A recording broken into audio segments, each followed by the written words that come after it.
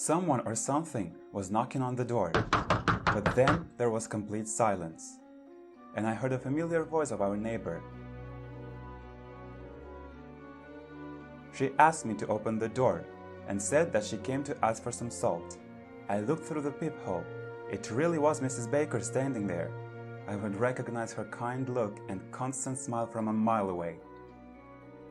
I opened the door with my shaking hands, looked around, and asked her if she had seen a woman in a green dress in the stairwell.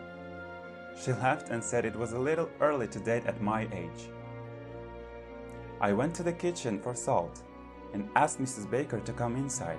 I was still afraid that this crazy woman was standing there, but Mrs. Baker refused to come in, saying that the meat should be put in the oven as soon as possible. When I came back with the salt, there was no one there, and the door was open and squeaking. I quickly closed the door and thought that if Mrs. Baker needed salt, she would come back and knock again. She must have forgotten something on the stove and ran back.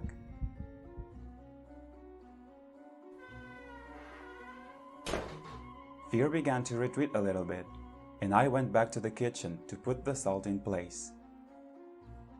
As I approached the kitchen, I saw a black silhouette. At first, I thought my eyes were playing tricks on me, but no, there was someone standing by the window.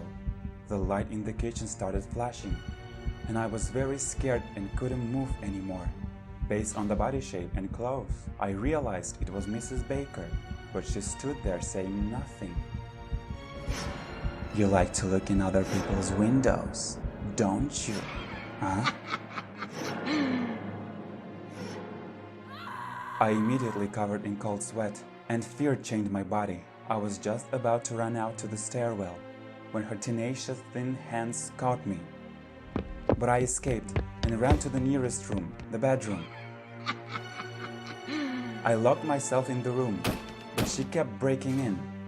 I was praying that to be a dream, for all that to stop right now. And then, suddenly, there was silence. I heard the steps in the stairwell. Someone came into our apartment. "Sunny, why is the door open?" It was my mom. Mom came home from the shift. I was saved. I ran towards her in tears and couldn't say anything. She hugged me and asked me what had happened. Why was I crying and shaking? And I was just whimpering on her shoulder and couldn't say a word. That's how much I was scared.